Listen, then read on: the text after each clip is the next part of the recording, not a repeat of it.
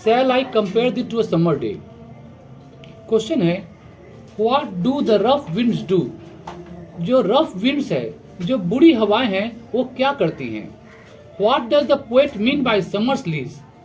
Summer's lease कहने से तुम क्या समझते हो? What does the poet mean by summer lease? Summer lease से क्या तात्पर्य है? How is the friend's beauty superior to summer's day? How is the friend's beauty superior to summer day? Friend का जो सुंदरता है, फ्रेंड की जो खूबसूरती है, वो कैसे ग्रीष्म काल के मौसम से बढ़िया है, बेटर है।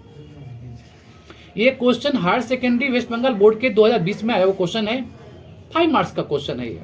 चलो अब आंसर पर प्रकाश डालते हैं। The rough winds destroy the darling beds of May.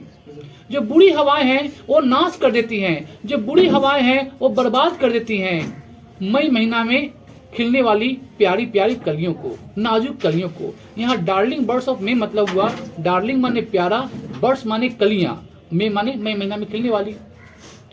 Bye summer's lease William Shakespeare means the duration of summer which is short lived. Summer's lease का क्या तात्पर्य है?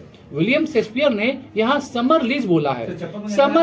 समर लीज का कहने का मतलब है, बाय समर्स लीज, समर का लीज का कहने का मतलब है विलियम शेक्सपियर के अनुसार ग्रीष्मकाल का समय, duration of summer season. Summer season का जो ड्यूरेशन है उसको कह रहे हैं, जो कि अल्पकालीन होता है, जो कि शॉर्ट लिव्ड होता है। शॉर्ट लिव्ड माने अल्पकालीन होता है।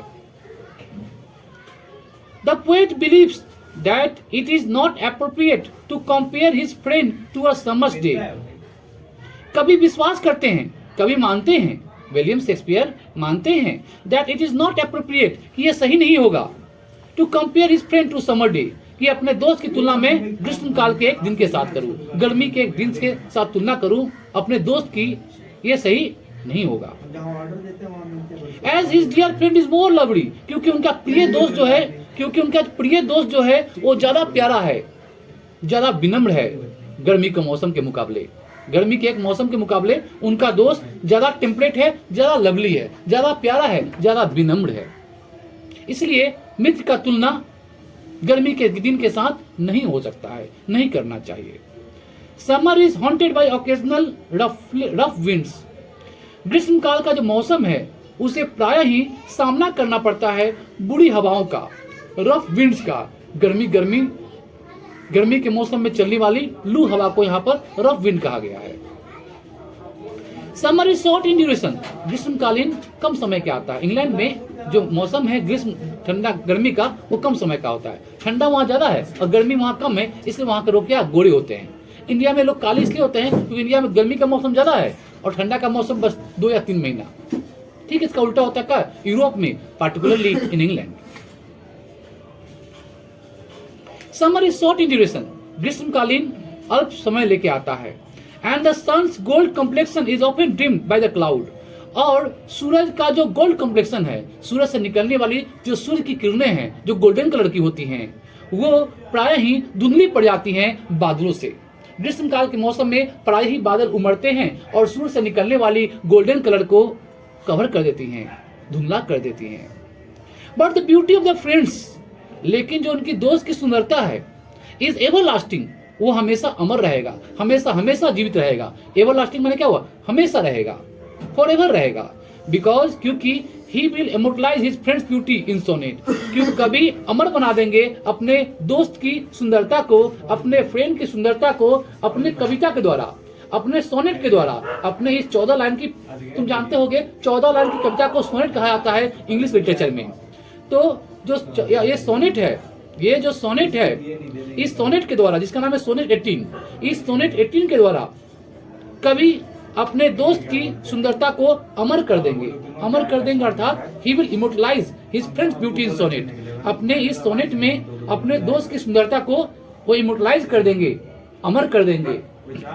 दस अतः the poet's friend is superior to summer day. कवि का दोस्त की जो सुंदरता है, कवि का दोस्त जो है वो ग्रीष्म काल के मौसम से सुपीरियर है, बेहतर है, बढ़िया है। तो ये क्वेश्चन खत्म हो गया, जो कि 5 मार्क्स लेके आया था, आई रिपीट, 2020 में वेस्ट बंगाल काउंसिल के हायर सेकेंडरी एग्जामिनेशन में। अब लोग बात करेंगे दूसरा क्वेश्चन का। क्वेश्चन क्या है, how does Shakespeare compare the beauty to summer to that of his friend in his sonnet 1918? Sonnet number 18। Question है, how does Shakespeare compare, Shakespeare ने किस प्रकार से तुलना किया है अपने मित्र की सुंदरता को? How does Shakespeare compare the beauty of summer? Shakespeare ने अपने मित्र की सुंदरता का तुलना किस प्रकार से किया है अपने दोस्त के साथ? किस प्रकार किया है? गर्मी के मौसम की तुलना के साथ। सोनेट नंबर 18 में। फिर से बता रहा हूं, क्वेश्चन है, how does Shakespeare compare. Next question जो है क्या है, शेक्सपियर ने कैसे तुलना किया है गर्मी के सुंदरता का अपने दोस्त की सुंदरता के साथ? सोनेट नंबर 18 में। पोएम का नाम क्या है? Sonnet number 18। अब आंसर देखते हैं हम लोग। Shakespeare sonnet number 18 begins with fine comparison. Sonnet number 18 जो है, कविता जो है, शेक्सपियर का लिखा हुआ कविता है। इस कविता की शुरुआत जो होता है वो तुलना से होता है। किसके साथ होता है? तुलना के साथ, कंपैरिजन के साथ। शेक्सपियर सोनेट नंबर 18 जो है उसकी शुरुआत ही होती है एक सुंदर तुलना के साथ, कंपैरिजन के साथ। It is between the season of summer and the poet's dear friend. ये तुलना किसके बीच है? ये तुलना किसके बीच की जा रही है? तो इसका आंसर है, एक तरफ क्या है, गर्मी का मौसम है, सीजन ऑफ समर है, और दूसरे तरफ इनके दोस्त, इनका प्रिय दोस्त है। तो एक तरफ इनकी गर्मी, इसमें तुलना किसकी की जा रही है? इसमें तुलना की जा रही है कवि के प्यारे दोस्त का गर्मी के मौसम के साथ। The point of comparison is beauty. किस आधार पर तुलना की जा रही है? किसकी तुलना की जा रही है? सुंदरता का। The point of comparison is beauty. सुंदरता ही तुलना का आधार है इस कविता में, दोनों के बीच। The poet find summer lovely and temperate. कवि को लगता है गर्मी का मौसम जो है प्यारा है और विनम्र है। बट ही ऑब्जर्व, लेकिन कवि मानते हैं, कवि ने ऑब्जर्व किया है कि उनका दोस्त जो है वो गर्मी के मौसम से सुपीरियर है, बेहतर है। ही पुट फॉरवर्ड द लॉजिक। वो कुछ लॉजिक दे रहे हैं, कुछ तर्क दे रहे हैं अपनी बात को सामने रखने के लिए। He put forward the logic to clarify the comparison. इस तुलना को स्पष्ट करने के लिए, I mean to say, clarify करने के लिए कवि विलियम शेक्सपियर कुछ लॉजिक, कुछ तर्क को यहाँ प्रेजेंट करना चाहते हैं, रिप्रेजेंट करना चाहते हैं, देना चाहते हैं। Summer is trajectory. गर्मी का मौसम जो है वो ट्रांजेक्टरी है, बदल जाता है। क्या होता है? बदल जाता है। मौसम परिवर्तनशील है, गर्मी का मौसम भी बदल जाता है।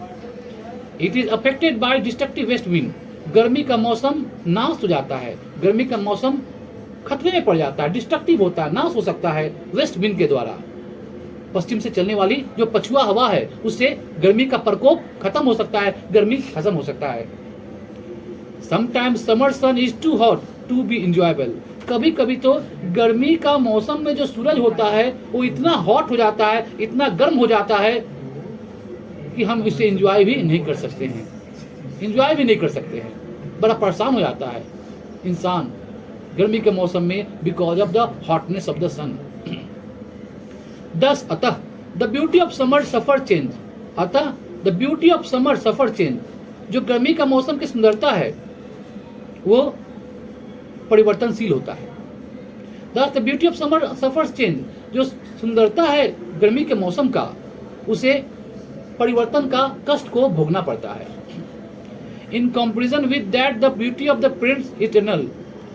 इस तुलना में हम देखते हैं कि कवि के जो दोस्त की सुंदरता है वो इटर्नल है, वो अमर है, वो बदलता नहीं है, वो हमेशा हमेशा बना रहता है। He has infinite grace and charm. He has infinite grace and charm. कवि के दोस्त के अंदर असीमित ग्रेस है, चमक है और चार्म है, और मोह करने का अंदाज है, मोहित करने का उसके अंदर क्षमता है। कवि के दोस्त के सुंदरता है। The poet lovingly discovers eternal summer in his favorite friend. कवि प्राप्त करते हैं, कवि हासिल करते हैं अमर सुंदरता अपने प्यारे, अपने डियर दोस्त के अंदर। कवि को ऑब्जर्व करते हैं, कवि प्यार से ऑब्जर्व करते हैं, देखते हैं कि मेरे दोस्त के अंदर जो है, मेरा प्यारा दोस्त के अंदर एटर्नल समर है। वो ग्रीष्म का वो इंटरनल समर माने क्या हुआ? सुंदरता जो है वो अमर है। यहाँ पर इंटरनल समर माने क्या हुआ? Everlasting beauty. एवरलास्टिंग ब्यूटी है मेरे दोस्त के अंदर, जो कभी खत्म नहीं हो सकता है।